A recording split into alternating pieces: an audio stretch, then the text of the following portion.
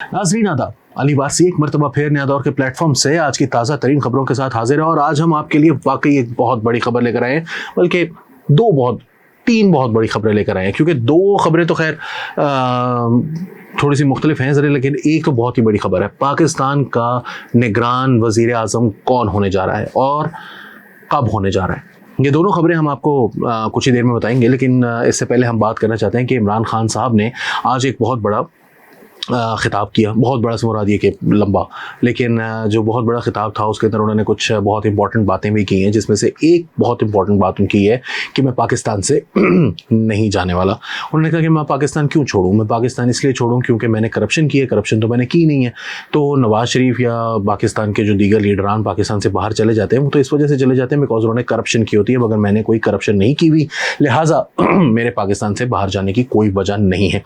मगर उन्होंने साथ साथ ये भी कहा कि मैं बड़ी कोशिश कर रहा हूँ बातचीत करने की आर्मी चीफ साहब के साथ, लेकिन मेरे साथ कोई बात नहीं कर रहा। मैं कोशिश करता हूँ, मेरी बात नहीं सुनते।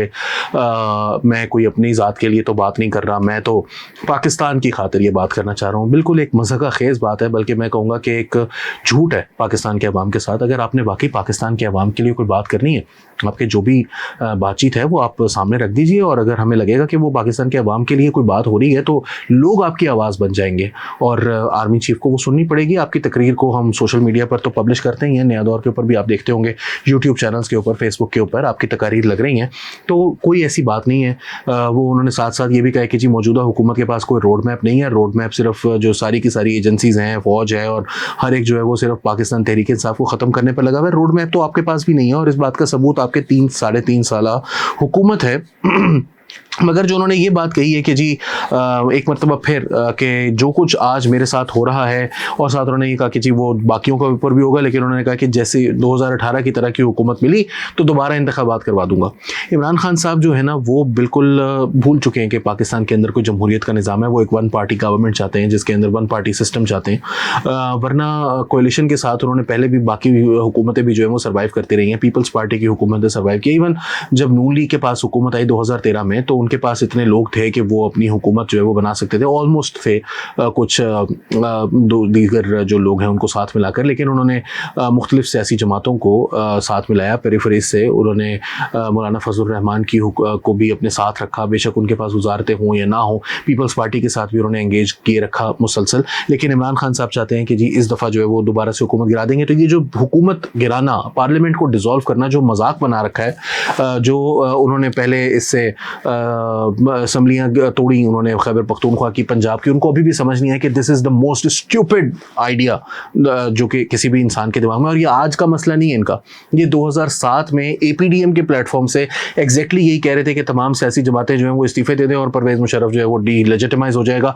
It was pointless. मतलब अगस्त सितंबर चल रहा था उस टाइम पे, और नवंबर में वैसी असम्बलियों की मुद्दत पूरी हो रही थी, मगर उनका तब भी यही कहना था। फिर उन्होंने कहा 2008 के इंतखाबात का बॉयकॉट कर दें। मुस्लिम लीग नून ने जो है वो इस चीज़ से इनकार किया, तो वो उसके वेरी हो गए। फिर उसके बाद 2010 से 9 से उन्होंने जो है वो ये कहना शुरू कर दिया कि पीपल्स पार्टी की हुकूमत गिरा दी जाए। हुकूमत गिराने का तरीका क्या होगा, क्योंकि उनके पास तो मेजॉरिटी है।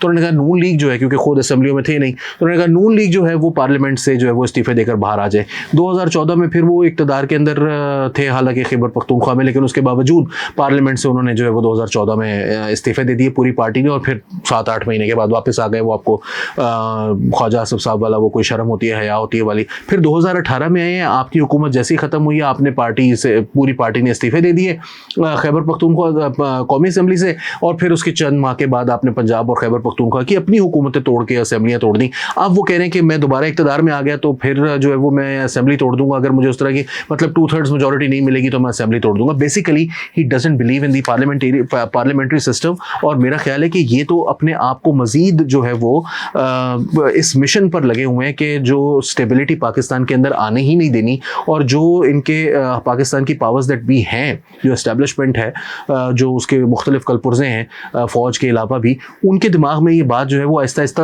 इमरान खान साहब रासिख करते चले जा रहे हैं कि इनको इक़्तिदार में नहीं आना, क्योंकि इनके इस्तेहकाम से कोई दुश्मनी है, और इसी वजह से उनके खिलाफ जो उन्होंने पार्टी है उसका नाम उन्होंने इस्तेहकाम पाकिस्तान पार्टी रखा है, मेरा ख्याल है।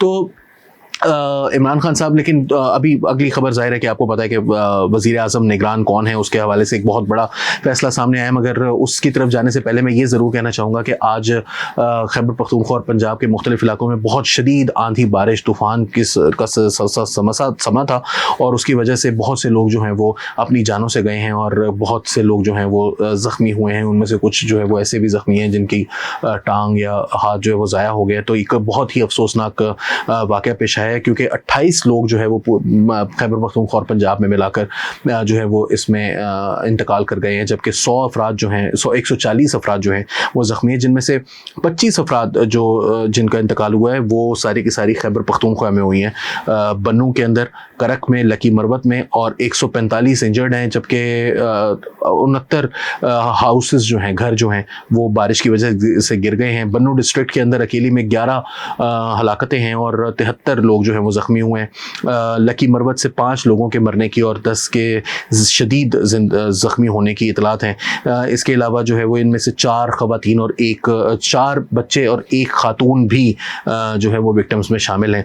इसके अलावा रेस्क्यू 1122 सोर्सेज जो हैं उन्होंने बताया कि खैबर पख्तूनख्वा को पूरी तरह से रेड अलर्ट किया गया और उम्मीद की जानी चाहिए कि इस ऊपर जो है वो काबू पाया जाएगा। इसके अलावा पंजाब के अंदर भी सरगोदा, गुजरांवाला, फैसलाबाद और दीगर अजला के अंदर बड़ी शदीद किस्म की जो है वो आंधी बारिश और तूफ़ान आया है, जिसमें से चंद एक गांव है खुशाब डिस्ट्रिक्ट का जहां पर एक घर जो है वो गिर गया। इसके अलावा 10 लोग जो है वो ज़ख्मी हुए गुजरांवाला डिस्ट्रिक्ट के अंदर, और 3 अफराद के अभी तक के मरने की इतलात हैं पंजाब से। तो ये एक बहुत अफसोसनाक बात है। अल्लाह इनको गरीक़ रहमत करे और उम्मीद करते हैं कि जो भी बारिश हो, आंधी हो, ज़ाहिर है कि ये कुदरत के मज़ाहिर हैं, लेकिन अल्लाह इनको जो है वो रहमतों वाला बनाकर ही भेजे और किसी के लिए ज़हमत बनाकर ना भेजे। Finally care taker prime minister की खबर जो है उसकी तरफ चलें। पहले केयर टेकर प्राइम मिनिस्टर को डिस्कस कर लेते हैं, उसके बाद एक खबर है वो हम आपको छोटी खबर है वो दे देते हैं। तो जनाब Ali, care taker prime minister जो हैं वो पाकिस्तान के बनने जा रहे हैं मोहसिन बेग साहब। मोहसिन बेग साहब का नाम सुनकर एकदम से जो है ना लोग कुछ चकरा तो जाएंगे, जाहिर सी बात है, क्योंकि मोहसिन बेग जो हैं वो पाकिस्तान के एक बहुत ही जाने पहचानी शख्सियत हैं। मैं जो ये कह रहा हूँ कि बनने जा रहे हैं वो थोड़ा सा ज़रा इसके आगे वो क्वेश्चन मार्क होता है ना हेडलाइन के आगे, वो ज़रा लगा लें, क्योंकि अभी तक जाहिर है कि कोई कॉन्फर्मेशन नहीं है। लेकिन जो सोर्सेज हैं, हसन नकवी की स्टोरी है द फ्राइडे टाइम्स के ऊपर, वो आप देख सकते हैं, हमारे स्क्रीन के ऊपर भी इस वक्त चल रही है। आप देख सकते हैं कि उन्होंने जो बात बताई है, तो वो आप हमारे डिस्क्रिप्शन के अंदर लिंक मौजूद है, आप उसको ज़रूर पढ़िए खबर को जाकर द फ्राइडे टाइम्स की वेबसाइट के ऊपर। तो हसन नकवी साहब जो हैं उन्होंने ये खबर ब्रेक की है कि मोहसिन नकवी जो हैं वो इस वक्त फेवरेट कैंडिडेट हैं जो कि रन कर रहे हैं पाकिस्तान के वज़ीर आज़म, निगरान वज़ीर आज़म की दौड़ के लिए। और इस हवाले से कहा जा रहा है कि जैसे पंजाब के अंदर मोहसिन नकवी साहब एक सहाफ़ी थे, इसी तरह मोहसिन बेग साहब जो हैं वो भी सहाफ़त से बैकग्राउंड है उनका, जिन्ना न्यूज़पेपर के वो मालिक भी रहे हैं, और APP जो पाकिस्तान की एक ऑनलाइन जो सर्विस है, वायर सर्विस है, उसके भी वो मालिक हैं, जबकि डेली टाइम्स के माजी में वो एडिटर भी रहे हैं। तो मोहसिन बेग साहब जो हैं वो इनकी जो एक और भी चीज़ आपको बताते चलें कि इमरान खान साहब के बहुत करीब थे ये, और उनकी जो मीडिया टीम थी उसको हेड भी कर रहे थे एक ज़माने में। और इनके बकौल इनका जो इमरान खान से इख्तलाफ हुआ था वो 2 मामलात पर हुआ था। एक तो ये हुआ था कि इमरान खान साहब, जो असल इख्तलाफ हुआ था वो इस बात पर हुआ था कि इमरान खान साहब ने जब ये फैसला किया कि मीर शकील उर रहमान को नैब के जरिए जेल में डलवाना है, तो जिस पर मोहसिन बेग साहब ने कहा था कि देखें उनको जेल में नहीं डलवाना चाहिए और लोगों को जो है वो हमें इस तरह से परेशान नहीं करना चाहिए। तो वो बिजनेसमैन भी हैं मीर शकील उर रहमान साहब वगैरह वगैरह। तो इमरान खान साहब के ख़िलाफ़ उन्होंने कुछ बहुत ही सख्त किस्म के कलमात भी कहे जब इमरान खान साहब और बाजवा साहब के दरमियान जो है वो जनरल फैज़ हमीद के ट्रांसफ़र पर ठन गई थी। तो उस पर फिर FIA ने जो है वो उनके घर पर छापा मारा, उनको गिरफ़्तार कर लिया, और जो गिरफ़्तारी के बाद उनकी अगली फुटेजेस हमने देखी, अदालत में उनको ले जाया गया तो वो बुरी तरह से ब्रूस्ड थे, उनके चेहरे के ऊपर निशान नज़र आ रहे थे, उनकी आँखें सूजी हुई थी, उनके गाल सूजे हुए थे। और उन्होंने सिर्फ जो है वो एक बात ही उस वक्त मीडिया ने जब उनसे कही थी, तो उन्होंने पूछा कि आप कुछ कहना चाहेंगे, तो उन्होंने कहा इमरान खान तू तो गया। तो इमरान खान साहब जो हैं उसके बाद वाकई नहीं रहे, उनके खिलाफ आई एक आपके सामने है एक अदम एतमाद की तहरीक। इमरान खान साहब जो है वो इक़्तिदार से गए, फिर इमरान खान साहब ने खुद अपने असम्बलियाँ डिसॉल्व की। अब वही मोहसिन बेग साहब जिनको इमरान खान साहब ने जेल में डलवाया मुबैना तौर पर, और जिनके बारे में मोहसिन बेग साहब ने ये कहा कि ये तू तो गयो, तो इमरान खान साहब खुद ही फैसला कर लें कि ये फैसला जो, क्योंकि मोहसिन बेग साहब जो हैं वो बहुत ही फेवरेट हैं बहुत सारे लोगों के, पाकिस्तान के जो ताकतवर तरीन शख्स हैं उनके भी मोहसिन बेग साहब जो हैं वो फेवरेट नज़र आ रहे हैं इस वक्त। तो इसके अलावा भी दो नाम हैं, मैं हिंट करता, लेकिन उन दो अफराद का कहना है, मोहसिन हसन नकवी साहब से मेरी बात हुई, उन्होंने मुझे कहा कि इन दो अफराद का जो है वो नाम आप ना लें, उन्होंने अपना नाम लेने से मना किया है। तो उनके नाम भी इस वक्त जो है वो लाइन के अंदर मौजूद है, मगर मोहसिन बेग साहब के बारे में, मोहसिन बेग ने अगर वो चाहें तो वो अपना वर्जन दे सकते हैं, लेकिन जो स्टोरी है वो यही कह रही है कि मोहसिन बेग साहब के लिए नॉमिनेशन होगी। नॉमिनेशन कब होगी आपको उसका तरीका बताते चले छोटा सा, before we move on to the next story. वो ये है कि जो हुकूमत है वो अपनी तरफ से 3 नाम देती है, ऑपोजिशन भी अपनी तरफ से 3 नाम देती है। वो 6 के 6 नाम जो हैं उनमें से एक के ऊपर अगर तो इत्तेफाक हो जाता है तो फिर वो दोनों पार्टीज़ जो हैं वो नाम भिजवा देती हैं इलेक्शन कमीशन ऑफ पाकिस्तान को। लेकिन अगर उनकी तरफ से फैसला ना हो तो फिर अदालत, इलेक्शन कमीशन फैसला करता है और उसके ऊपर भी फिर अदालत जो है वो फाइनल समझती है फैसला इलेक्शन कमीशन का। तो माजी में जो है वो मोहसिन नकवी साहब के नाम पर जो है वो इत्तेफाक नहीं हुआ था, तो इलेक्शन कमीशन ने मोहसिन नकवी का नाम जो है वो खुद से फाइनल किया था, जो कि मुस्लिम लीग नून का तजवीज़ करदा नाम था। और अब जो है वो मोहसिन बेग साहब का, जैसे कि वो उस्मान के बाद उस इमरान और क्या कहते हैं वो उस ऐन का जो मामला था, वो यहाँ पर पूरा नाम आ रहा है मोहसिन नकवी, मोहसिन बेग। तो फाइनली मोहसिन बेग का नाम जो है वो अगर आता है तो ये एक बहुत ही इंपॉर्टेंट नाम होगा, क्योंकि ये बात आप अपने दिमाग में रखिए कि कुछ अर्सा लंबी भी चल सकती है केयरटेकर गवर्नमेंट। इस तरह की खबरें आ रही हैं कि अगर हुकूमत जो है वो अभी रिमूव होती है तो उस सूरत में जो अगली हुकूमत है, जो केयरटेकर गवर्नमेंट है, वो शायद काफ़ी लंबे अरसे के लिए भी जो है वो मुल्क के अंदर जारी रह सकती है। उसकी वजह यह है कि पाकिस्तान के अंदर कुछ बहुत ही मसाइल हैं शदीद किस्म के, उनको भी जो है वो देखना होगा। तो finally judicial commission of Pakistan का जो इजलास है वो 14 जून को बुला लिया गया है और 22 अक्टूबर 2022 के बाद से ये पहला जुडिशल कमीशन ऑफ पाकिस्तान का इजलास है। चीफ जस्टिस उमर अता बंदयाल साहब जो हैं उन्होंने चेयर करेंगे इसको, और इसके जो दीगर मेंबरान हैं वो ऑब्वियसली इसके अंदर मौजूद होंगे। जो नाम अभी तक आ रहा है वो पेशावर हाई कोर्ट की जो चीफ जस्टिस है मुसर्रत हिलाली साहिबा, उनके बारे में जो है वो ये बताया गया कि उनको उनकी एलिवेशन के लिए सुप्रीम कोर्ट में लाने के लिए उनको जो है वो ये इजलास बुलाया जा रहा है। और ये नाम जो है वो, क्योंकि she is one of the senior most people, जो चीफ जस्टिस हैं हाई कोर्ट्स के, उनके अंदर ये बहुत जो है वो क्या कहते हैं सीनियर हैं उनमें से एक। और साथ साथ ये भी आपको बताते चलें कि जो अक्टूबर का हुआ था उसमें फड्डा ही था। आपको पता है कि 5 मेंबरान ने कहा था कि जी इसको नहीं हमें करना चाहिए मजीद आगे, लेकिन चीफ जस्टिस साहब ने जो है वो डेफर कर दिया था उस फैसले को। और डेफर करने के बाद जो है वो दोबारा से उन लोगों को वो लेकर आए थे, शाहिद वहीद और एक हसन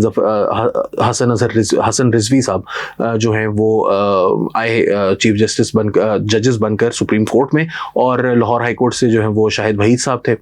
इसके अलावा इस्लामाबाद हाई कोर्ट से जस्टिस अत्तर मिनल्ला भी उसी दफ़ा में जो है वो प्रमोट हुए थे।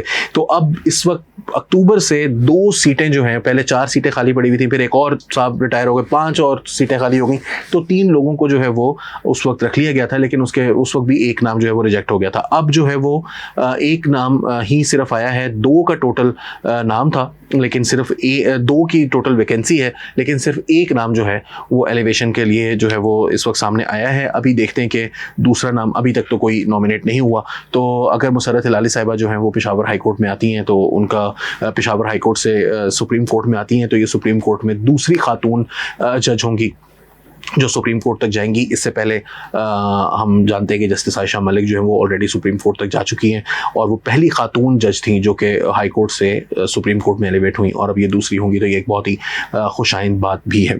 तो ये थी हमारी आज की खबरें। अली वारसी को नया दौर के प्लेटफॉर्म से इजाज़त दीजिए। आदाब।